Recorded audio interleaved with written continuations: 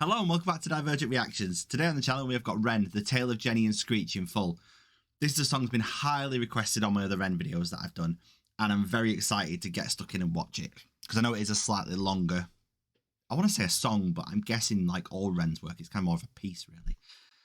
So without further ado, let's press play. Oh, also apologies if I sound a bit bunged up. I think I've got COVID. I'm not entirely sure. I've definitely got some sort of chest infection anyway. Let's go. Also put these on, doesn't it?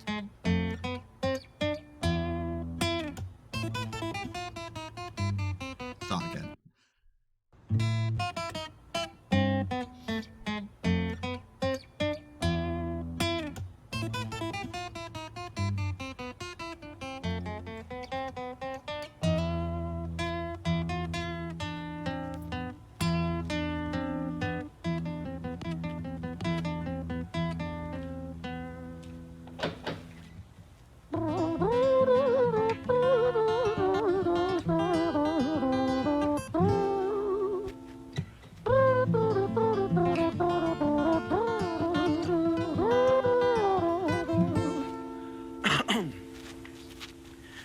It was a quiet, dark night in an empty street somewhere in London City.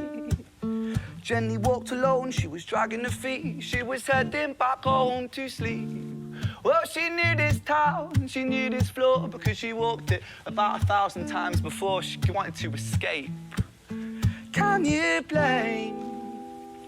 Well, on the very same night, in a different place, there was this hooded young youth by the name of James. He was 14 years old and out of his brain. He'd been smoking ganja with the boys. James, he grew up to be a kid of the street. His mates called him Screech. He was quick on his feet. He was a liar, a thief. At 14 years old, the devil had set his sights on his soul. As Jenny walked home all alone, she felt scared. Usually she was alright, but it was like there was something in the air. A divine intervention telling her to beware, maybe intuition bugging her and making her so scared. Sirens sound in the distance at the beat of Jenny's feet. A symphony of the night that echoes crime on London streets. Jenny turns a corner, their eyes they meet. Our poor girl Jenny, a boy named Screech. Give me your Right, give me a second. Yeah, incredible. He's such a good like poet and artist. And storyteller, that's the important thing. He's such a good storyteller. I was watching a video of, after I'd done my reactions, because other reactors obviously have reacted to his stuff.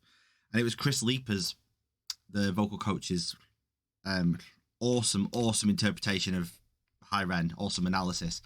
And the idea of Ren, like, Ren's got such an expression in his voice, and the way he can tell a story and narrate through the... Just how he, the dynamic expression in his voice, and he does the same thing here, and I imagine this is going to develop in the same way. And this is one of the things that Ren is super talented at, is this whole idea of being able to tell a story and get you sucked into that story as well. It's incredible. Also, there was I completely forgot what I was going to say now, but there was a bit. Oh, the mouth sax, as I call it. The saxa mouth. It's like it was how Ren does it. I've heard it done before. There's in fact, yesterday I was talking about this to my friend, a guy called Raul Midon, who is a blind guitarist. I think he's Mexican. But he's fantastic, and he does the saxa mouth, as I call it. And Ren does it here. And what's interesting about how Ren does it is he doesn't do it to try and specifically mimic a saxophone or a trumpet. It's more of a he's got more of he lets more of his singing voice come out in that tone, and it's really, I loved it. It was really interesting. If he does it again, I'll point it out. But it was like a hybrid of a whistle and or like a falsetto and the saxa mouth. It was brilliant. Money, bitch, give it to me. If you cooperate, then you'll soon be free. I want your purse, your phone, don't fucking look at me. I mean it, bitch, are you listening to me? Jenny freezes statue like a lady shakes stalactite. Feel like liquid nitrogen in the dark night. She tried to find strength to move, but stayed as still as a statue in high-heeled shoes. What the hell you playing at? You playing games with me? I swear to fucking God, I'll slice the rosy off your cheeks. You think I don't mean it, girl? You don't know me. The last thing you see will be a boy called Screech. Reach with the sheath of the blade, with the teeth that could bite through steel and slice concrete. And he swung possessed with the devil in his chest, and the statue she was turned to butter in her breath. It was a quiet, dark night in an empty street somewhere in London City. Jenny lay still on the cold concrete. She's found somewhere to sleep. Well, she knew this town, she knew this floor, 'cause she'd walked it about 1,000 times before. I guess that she escaped. It's such a shame.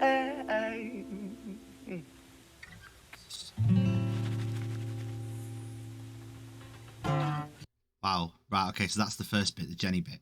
Yeah, this is really interesting. He's, like I said, his voice is so dynamic, and the way he goes from that, like, just everything about it, the soft vocal, the harsh vocal. We saw a lot of this in High Ren as well, of course, but even in something like this, where he's singing about Jenny, who is a girl, as opposed to, like, he's singing about third person rather than the voices in his head.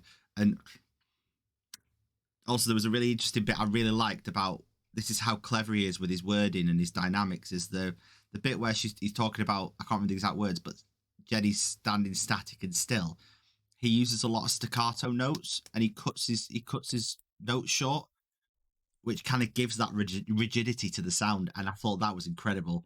Somewhere near the end of here, I'm not going to go and find it now because I'll be here all day, but it was absolutely incredible. And he's such a good artist. Right, let's hear the Screech bit.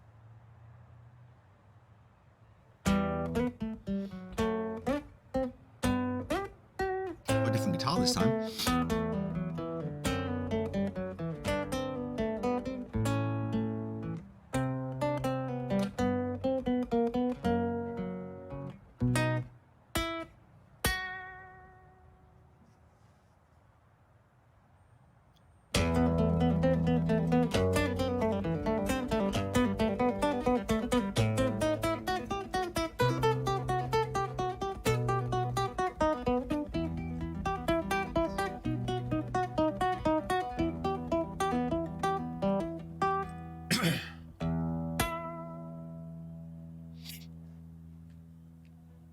Our story, it starts right at the end. At the life of poor Jenny, clocked out like Big Ben. Dear Screech, dear boy, where did he go? He melted into the black night just like snow. Right, I did pause that. I was going to say I just paused that prematurely because I wanted to hear how he said that then. That was so awesome. Oh my God, I've got to listen to that again. There's a couple of bits there I really liked. The snow bit at the end, where he went, snow. And again, the dynamic of his voice. Also, the way listen to the way I don't know if anybody probably noticed it, but the way he screams where, just, I don't know if it's on the, I don't think this is like a live recording like Ren was. Hi Ren, sorry. But, oh, the way he says where was incredible. Where is it? His voice breaks and it just sounds like he couldn't replicate that if he tried. I mean, he probably could.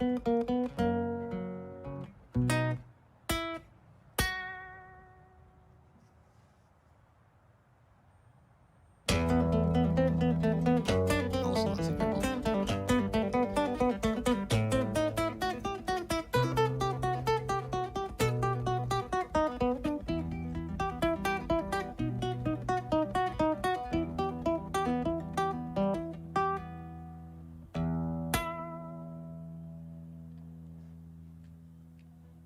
Our story, it starts right at the end.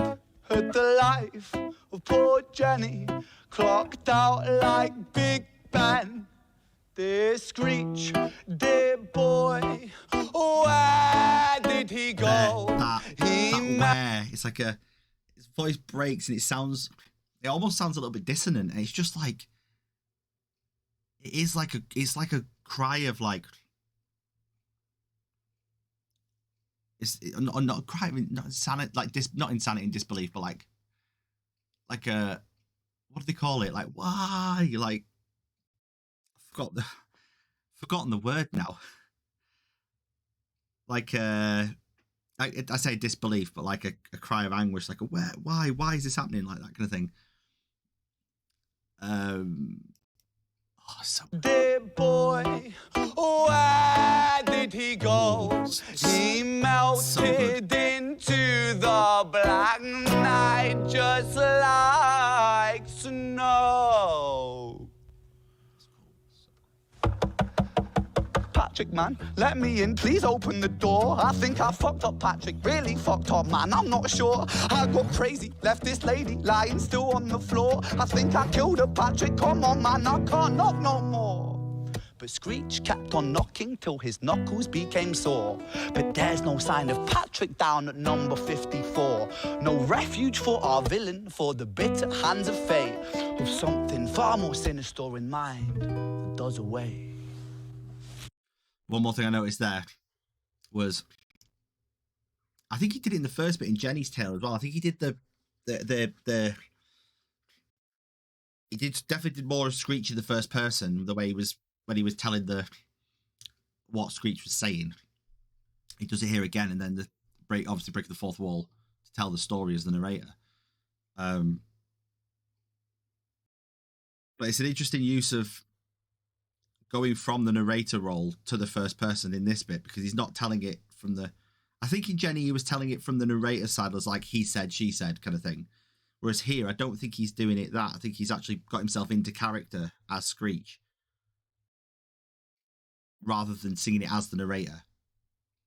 Tell me if I'm wrong in the comments, but I think that's what's happening in this tale at least, as opposed to the other one.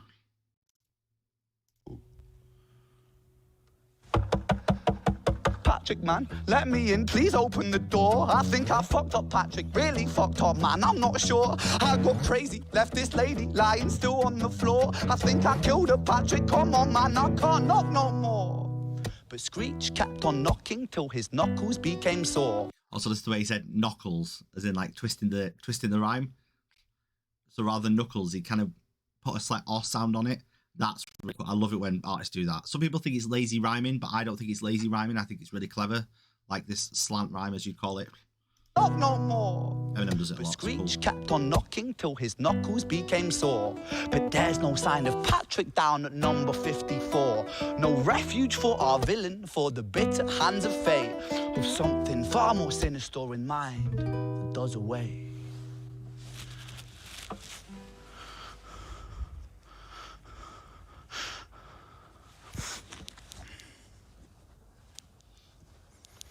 Hey, babe, are you in?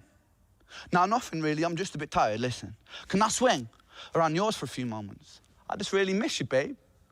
What the fuck do you mean you're busy? You fucking bitch, for fuck's sakes!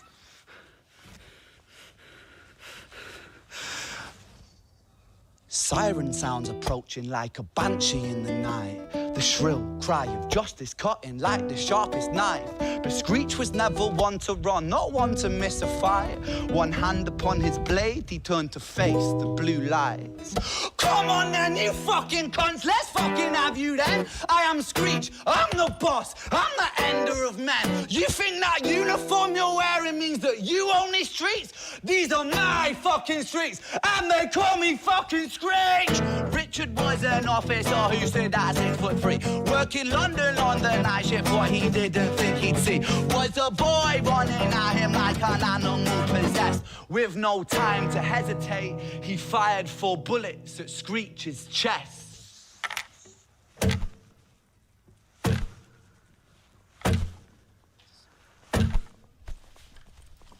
I love it.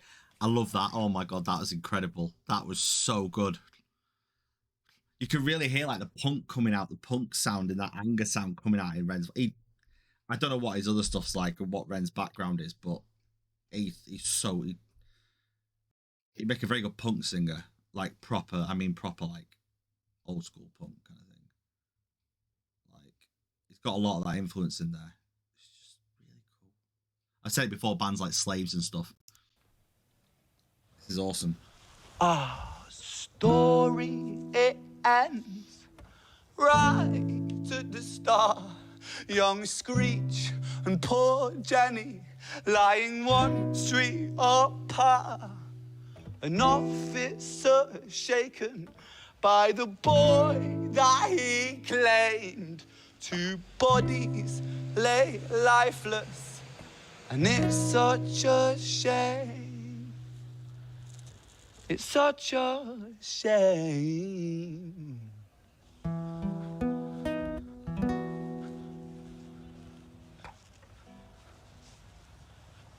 Wow. So good. There's a really interesting dynamic going on here with the way he's telling the story. Obviously, the shame being obviously it's the idea that a loss of life is tragic from all angles. Like, it's certainly the fact that Screech is a 14-year-old boy. Like, even though in the story he's troubled and he's got his addictions and his demons and all the rest of it, there's the idea of that somebody of that age still has a life ahead of them. They still have time to get through the dark side, and with the right support, get the help they need, which is such an important thing. And I think that's where, I don't know what it's like in most parts of the world. I mean, I could probably take a big guess, but certainly, like, I don't think anywhere in the world anybody gets enough support with that kind of thing as kids, with the issues that they've been through, to have that chance and that opportunity to redeem themselves. And I've seen it before in the past with people in my life, not family members, because I have a very small family, but friends and their siblings. And I had a friend at school who was really clever, and he was sort of around this age. He got addicted to drugs, and we saw him take a bit of a turn for the worse, and it was horrible. Yeah, it's not a nice thing, and this is a shame, because it's a horrible thing to talk about. But that's the great thing about Ren's music, is it engages us in this kind of conversation, and this is why I love doing this channel. It's that idea that Screech has obviously done a horrible thing, and he's ended someone's life, but then all this could have been avoided earlier on if these poor kids had the right help and support earlier in their life by the system. And it's the system in this video, which is, I think, is awesome so far, that in the story, the system is what ended them, the officer, in that respect. And that is a really powerful message that he's putting across. And you can read a lot into that. Incredible. Absolutely incredible. Excuse me.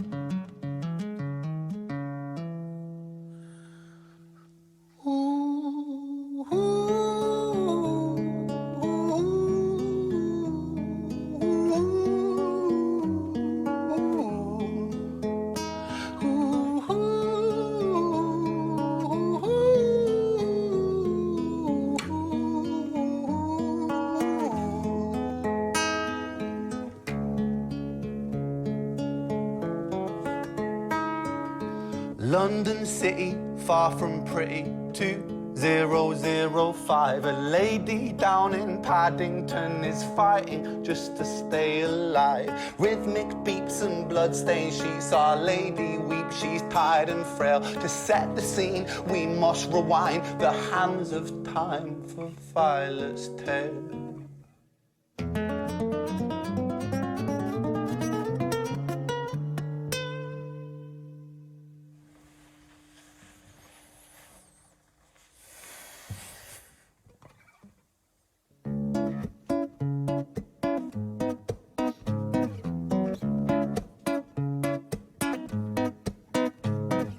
Violet was a silent girl, grew up with violent starts. Her mother was a drinker and her father was a bastard. Every night he took a tie but never left the room. I'll spare you of the things he did, I'm sure her mother knew. Violet was a silent girl, she moved out at 16. A semi-detached council flat, paid for by a welfare scheme. Packing shelves at Tesco, stacking jars like pickled bricks. She met a boy named Stevie and he was a little prick. Violet was a silent... On a side note, if anybody is watching this and English is not your native language, I should have said this at the very start, ignore the captions because it ruins the song, but because of my ADHD, I have to put the captions on and then work out what he's singing because my attention span is like normally minimal. I think it's an ADHD thing because I've got a lot of friends that also do this. They have to watch things with the captions on, even if they're wrong. So, Girl and Violet, she fell fast. See, Stevie was the wrong and but he sure knew how to charm her. Every night he took her tie but never left the room. History repeats itself, he'd paint her black and blue and dark.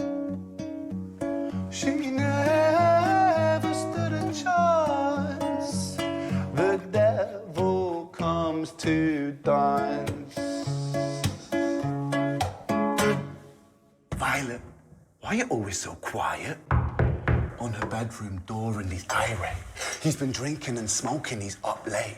And he stands by her bedside, she shakes, but her eyes stay shut. You fucking slut, I know you're up. And he pinches her eyelids and folds them up. Violet, why are you lying to me, Violet? She stays silent, things turn violent.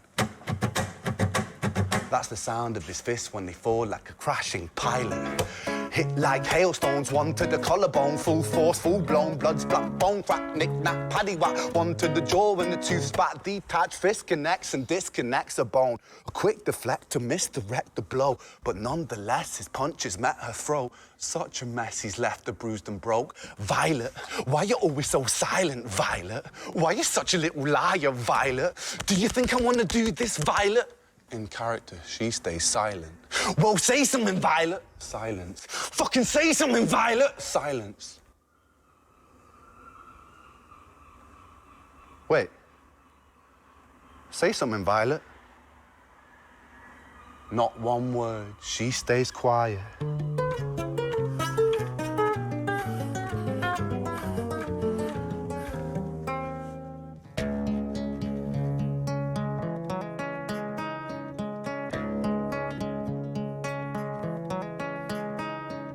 London City, far from pretty, 2005. A lady down in Paddington is fighting just to stay alive. The doctor, in a state of shock, saw something here so very wrong. See, Violet, she was pregnant.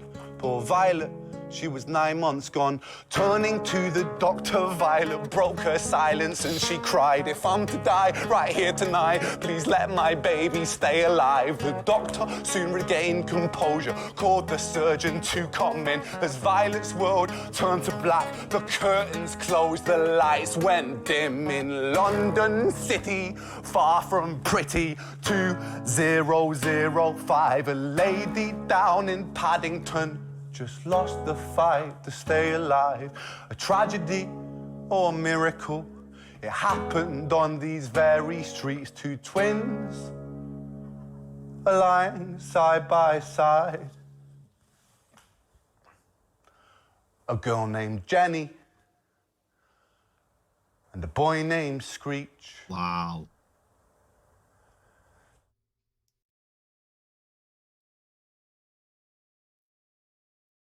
Wow. I wasn't expecting that at all at the end. I had this weird inkling when he was coming down the street, and I was like, oh, for a split second, I was like, this is going full circle, in the sense of like, he got up and walked down the street, and then I was like, but yeah, he's not dressed like he was in video one. I was like, in Jenny's tale, I was like, but yeah, that's not going to happen. And then obviously the lyrics took us there. The lyrics took us full circle back to the start. They're like, oh my god. I'm so overwhelmed by this whole thing. Like, it's a good thing. It's a really good thing. This is like, I think this, like Ren, sorry, was an eye opener for me in the respect of something I could relate to. I think I think so many of us can on a personal level with the mental health and the illness in lives and things like that. But this is from an artistic perspective,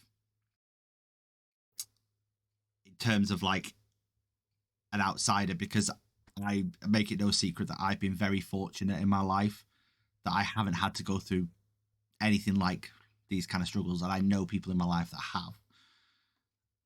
And when it puts this kind of thing into context, it all makes so much sense. And that's one of the things that Ren does so well, is that he makes these themes, these topics of conversation that we should be having, he invokes these conversations in all the right ways. It's shocking in all the right places. It's engaging in discussions that we should be having in all the right places. Like he says, the underlying cause of the, like I said it earlier in the video, you know, if these things had interventions had happened sooner, then the kids wouldn't be in the position they're in, and all the rest of it, and the cycle that he talks about. And wow, I feel like I need to do, it's making me want to do more videos on this kind of thing. Please let me know in the comments if you enjoy this kind of content, reactors reacting from more of a discourse perspective, so we can have chats about it. Because obviously a lot of reactions are for entertainment and surface entertainment, and I've got one that I want to do, which is just purely me bopping my head, and the complete opposite of this. But like, because I know it's going to be good. But like, this is next level stuff. This is next. I'm going to stop talking now. But yeah, let me know in the comments. Thank you for watching. Please let me know your thoughts on this whole story and this whole, you know, everything that's gone on in this video, and educate me on everything. This is incredible. Thank you so much.